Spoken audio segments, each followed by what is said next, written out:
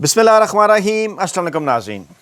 दोस्तों, कोई भी बड़ी इंटरनेशनल हैपनिंग हो या फिर नेशनल हैपनिंग, ये बात हर मर्तबा प्रूव हो जाती है कि इमरान खान साहब को पाकिस्तानी सियासत हो या फिर बैनुल-अक़वामी सियासत, उससे माइनस नहीं किया जा सका। और ईरान अमरीका जंग चल रही थी तब भी ये बात शिद्दत से महसूस की जा रही थी, और आज जब ईरान अमरीका जंगबंदी की बात की जा रही है तो एक बार फिर कप्तान का जादू सर चढ़कर बोल रहा है। और हम मामला शुरू करेंगे सुहेल वड़ाइच साहब के एक बयान से, एक ट्वीट से जो कि वायरल हो रहा है। और फिर ईरान और अमेरिका के दरमियान मुज़ाकरात अगर हो सकते हैं तो पाकिस्तान की इस्टेब्लिशमेंट और इमरान खान साहब के दरमियान मुज़ाकरात क्यों नहीं हो सकते। आर्मी चीफ साहब की एक टेलीफोनिक कॉल का जिक्र किया जा रहा है। इस्लामाबाद में एक बड़ा मुज़ाकराती मैदान सजने की बात की जा रही है, और इसी दौरान ये कहा जा रहा है कि पाकिस्तान तहरीक इंसाफ सुहेल खान आफरीदी जो एक मोमेंटम बनाने की कोशिश खैबर पख्तूनख्वा से इमरान खान साहब की रहाई के लिए करने की कोशिश कर रही है, क्या उसके तोड़ के लिए एक बार फिर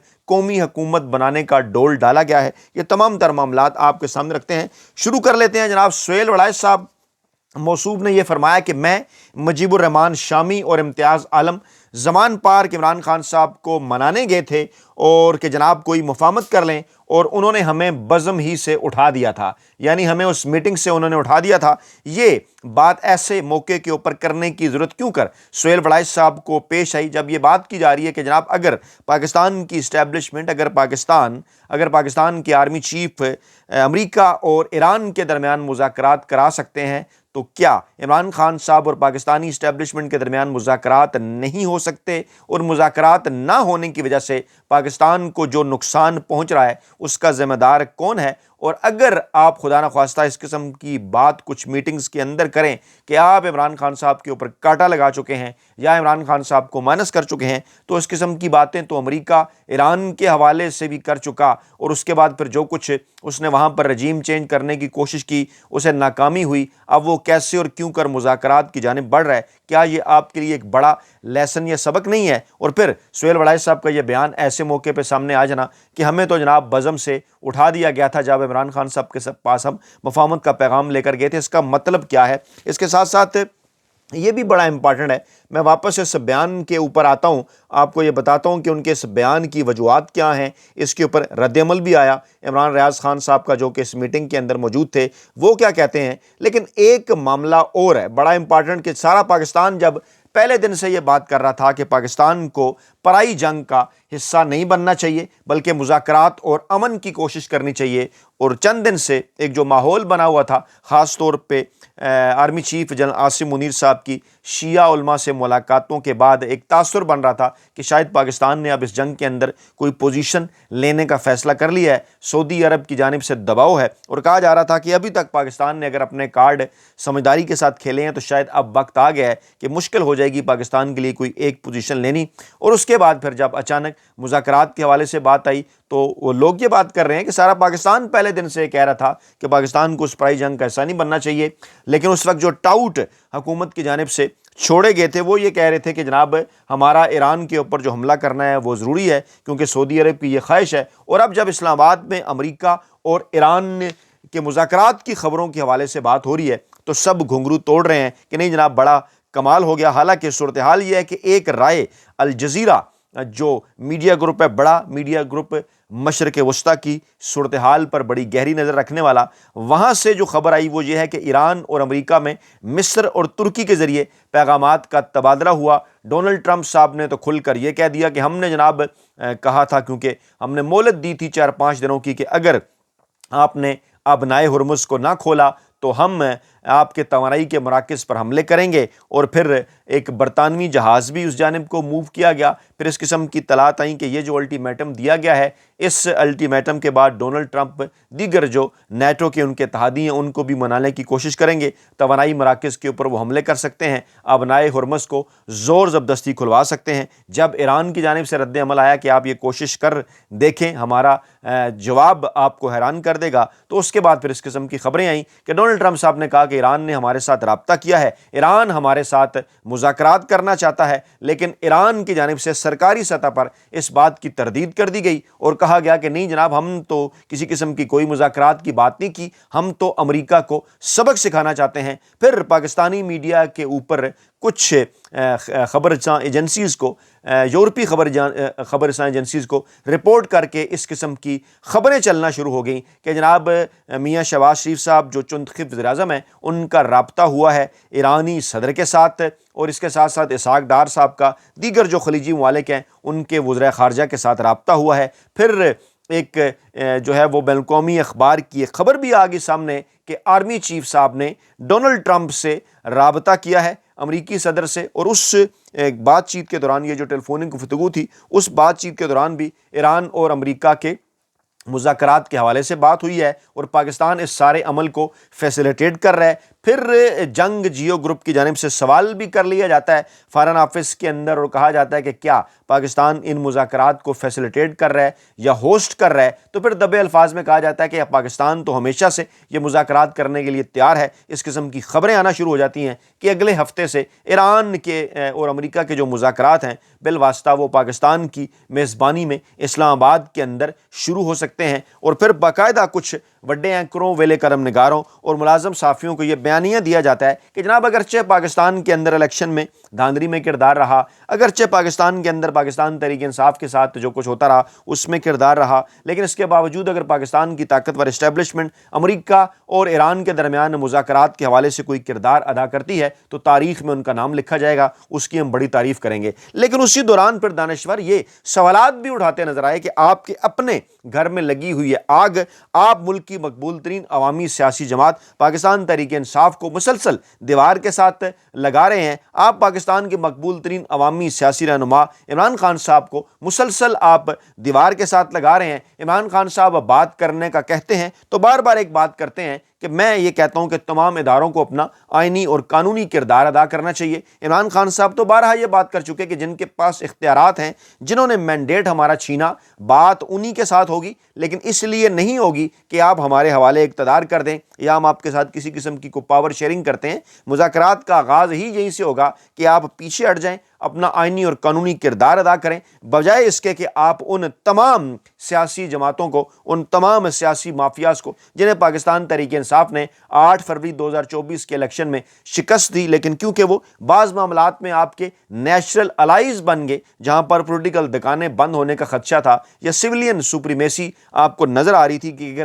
اگر پاکستان تحریک انصاف اس اکثریت کے ساتھ حکومت میں آتی ہے تو عمران خان صاحب زیادہ آزادانہ فیصلے کر سکیں گے، جو کہ 2018 کے الیکشن کے بعد نہیں کرنے دیے گئے۔ اس سے پہلے جو RTS بٹھایا گیا، عمران خان صاحب کی مقبولیت کم کی گئی، اس کا پھر اس موقع کے اوپر ایک استعمال کیا گیا، جیسا کہ ماضی میں بھی ہمیں مثالیں ملتی ہیں۔ اب کیونکہ یہ سوالات اٹھ رہے تھے کہ جناب پہلے آپ وہ مذاکرات تو کر لیں جو کہ آپ کو پاکستان کے اندر پاکستان کے مقبول ترین عوامی سیاسی رہنما کے ساتھ کرنے ہیں، پاکستان کی مقبول ترین عوامی سیاسی جماعت کے ساتھ کرنے ہیں، تاکہ ملک کو سویلین بالادستی کا ایک جو جمہوری اصول ہے اس کے ذریعے سے آگے بڑھایا جا سکے، اور آئے دن جو کہ بین الاقوامی خواہشات کے اوپر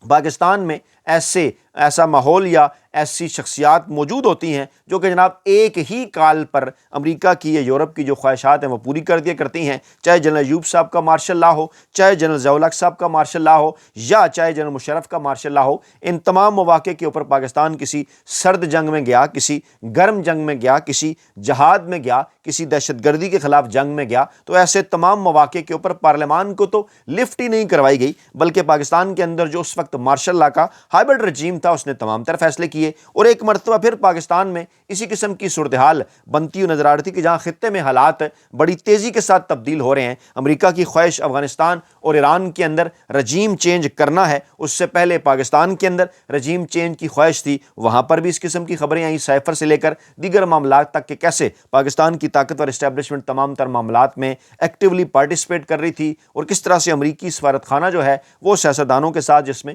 کچھ لوگوں کا تعلق PTI کے ساتھ بھی تھا، نون لیگ اور پیپلز پارٹی تو خیر فورتھ فرنٹ پر تھے، ان سے ملاقاتیں کر رہا تھا۔ پھر جو جنرل باجوہ صاحب کا کردار تھا اس وقت اسٹیبلشمنٹ کا وہ بھی سامنے آیا، کیسے 2019 سے یہ کوشش شروع کر دی گئی تھی۔ یہ تو تاریخ ہے، یہ تو حقائق ہیں۔ تو کیا وجہ ہے کہ اب جب ایک بار پھر عالمی طاقتوں کو، امریکہ کو جب ضرورت پڑنی تھی خطے میں اس بدلتے حالات میں رجیم چینج کی، تو ایک مرتبہ پھر پاکستان کے اندر ہائبرڈ رجیم ہے، اور پھر بجائے اس کے کہ پارلیمان کے اندر بات کر لی جائے کسی بھی فیصلے کے حوالے سے کہ آپ نے اس جنگ میں جانا جانا ہے، اس جنگ میں آپ نے نہیں جانا، آپ نے ایران کے ساتھ کھڑا ہونا ہے، آپ نے سعودی عرب کے ساتھ کھڑا ہونا ہے، امریکہ کہاں کھڑا ہے، اسرائیل کہاں کھڑا ہے، فلسطین کا کیا معاملہ ہے۔ یہ تمام تر اگر معاملات پارلیمان کے ذریعے طے ہوتے تو شاید کسی کو اس کے اوپر اعتراض بھی نہ ہوتا کہ اسرائیل کو تسلیم کیا جا رہا ہے یا نہیں کیا جا رہا۔ اور پھر جو ملاقاتیں ہو گئیں شیعہ کمیونٹی کے ساتھ، وہ اتنے بڑے اونچے لیول کے اوپر جا کر ہوئیں، وہاں سے پھر جب باتیں بھی نکلیں اس کے بعد یہ سوالات اٹھنے لگے کہ یہ ملاقاتیں تو سویلین حکومت کے ساتھ بھی ہو سکتی تھی، سویلین عہدیداروں کے ساتھ بھی ہو سکتی تھی، ان معاملات کے اندر براہ راست آرمی چیف صاحب کے اس لیول پہ ٹاپ میٹنگ کرنے کی کیا وجوہات تھیں۔ یہ تمام تر سوالات جب اٹھنے لگے، جب اس قسم کی چیزیں سامنے آنے لگیں کہ عمران خان صاحب اور پاکستان تحریک انصاف کے ساتھ مذاکرات کیوں نہیں ہو سکتے، تو پھر محمود خان اچکزئی صاحب کا ایک بیان بھی آ گیا جو کہ مسلم لیگ نواز کی جانب سے پیغام ان تک قومی حکومت کے حوالے سے پہنچا کہ اسٹیبلشمنٹ یہ چاہتی تو ہے پاکستان کے اندر کوئی قومی حکومت بنا دی جائے تمام سیاسی جماعتوں پر مشتمل، لیکن سر دست اس معاملے کو لے کر وہ ایسے آگے بڑھنا چاہتے ہیں کہ اس میں عمران خان صاحب، نواز شریف صاحب یا آصف زرداری صاحب براہ راست نہ ہوں، بلکہ ان سیاسی جماعتوں کے نمائندے ہوں جو کہ کوئی سال کے قریب اس حکومت کو چلائیں اور اس کے بعد پھر ملک کو الیکشن کی طرف لے کر جائیں، لیکن اس دوران اسٹیبلشمنٹ کی جانب نظر نہ کی جائے، اس دوران عدلیہ کی جانب نظر نہ کی جائے۔ وہاں پر جو تبدیلیاں غیر آئینی اور غیر قانونی طریقے سے ہوئیں، 26ویں 27ویں آئینی ترمیم بظاہر کہلاتی ہے لیکن اس کے پیچھے جو پارلیمان تھی اس کو غیر آئینی سمجھا جاتا ہے، اس کے اوپر بات نہ کی جائے تو پھر یہ سوالات اٹھنا شروع ہو گئے کہ جناب یہاں پر تو پاکستان ہوسٹ کر رہا ہے، امریکہ اور ایران کے مذاکرات ہوسٹ کرنے کی باتیں آ رہی ہیں، لیکن پاکستان کے اندر جو چل رہی ہے بات اس کے اوپر بات نہیں کی جا رہی۔ تو اس کے پھر حفظ متقدم کے طور پر سہیل وڑائے صاحب کے ذریعے ایک پیغام آ جاتا ہے سامنے، یہ تاثر دینے کے لیے کہ شاید عمران خان صاحب تو کسی بھی قسم کی مفاہمت کے لیے تیار نہیں ہے، یا عمران خان صاحب شاید کسی سے کوئی بات نہیں کرنا چاہتے۔ تو اس کا جواب پھر آ گیا سامنے کہ بیسیکلی ہوا کیا تھا کہ ادھورا سچ آپ نہ بولیں۔ سہیل وڑائے صاحب، یہ عمران ریاض خان صاحب نے لکھا کہ سہیل وڑائے صاحب جس یقین کے ساتھ مدح سرائی اور جھوٹ کا سہارا لے کر اپنی بے وقار زندگی گزار رہے ہیں، یہ یقیناً غیرت مندوں کے لیے نشان عبرت ہے۔ یہ موصوف عمران خان سے جس میٹنگ کا حوالہ دے رہے ہیں، میں خود بھی اس میٹنگ میں موجود تھا، زمان پارک میں ہونے والی یہ میٹنگ سی پی این ای کے صدر کاظم خان صاحب کے کہنے پر ہوئی، جس میں میں بھی تھا، میرے علاوہ معروف صحافی اور ایڈیٹر خالد فاروقی بھی تھے۔ یہ تمام حضرات میڈیٹرز کے فورم سے ملنے آئے، انہوں نے عمران خان صاحب سے باقی جماعتوں سے مفاہمت کی بات کی، باقی سیاسی جماعتوں سے مفاہمت کی بات کی۔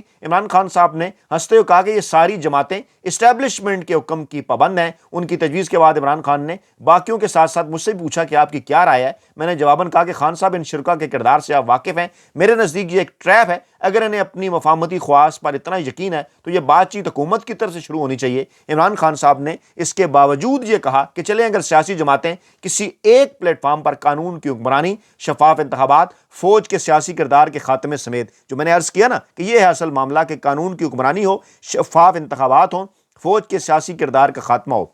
یہ جو وڈے اینکر ویلے قلم نگار ملازم صافی ایک کرتے ہیں نا پروپیگنڈا عمران خان صاحب کے خلاف کہ جناب وہ کیوں بات کرنا چاہتے ہیں اسٹیبلشمنٹ سے، اس کا کیا مطلب ہے کہ ہمیں دے دیں، آپ ہمارے ساتھ ہیں تو ٹھیک ہیں، نواز شریف صاحب کے ساتھ ہیں تو غلط ہیں۔ اقدار کے حوالے سے یہ معاملہ نہیں، عمران خان صاحب تو بار بار بات کر رہے ہیں، وہی انہی نکات کی جانب انہوں نے بھی اشارہ کیا کہ قانون کی حکمرانی، شفاف انتخابات، فوج کے سیاسی کردار کے خاتمے سمیت قومی ایشوز کے لیے اکٹھے ہوں تو میں حاضر ہوں، لیکن اگر اس کے لیے اکٹھے ہیں کریں کہ جناب مل جل کر یہ معاملات چلتے رہیں، ایک دوسرے کے اوپر کیسز معاف کریں، کرپشن چلتی رہے، ایک دوسرے کو اکوموڈیٹ کریں، ایک لولا لنگڑا ہے جو ہے وہ ہم آپس میں اتفاق کر لیں، لولا لنگڑا سا ایک قسم کی مفاہمت کر لیں اور معاملات اسٹیبلشمنٹ کے پاس ہی رہیں، تو میں اس کے لیے تیار نہیں ہوں۔ اس کے بعد امتیاز عالم، کاظم خان سمیت باقیوں نے زمان پارک کے باہر پریس کانفرنس بھی کی، اور یاد رکھیے گا لعنت اللہ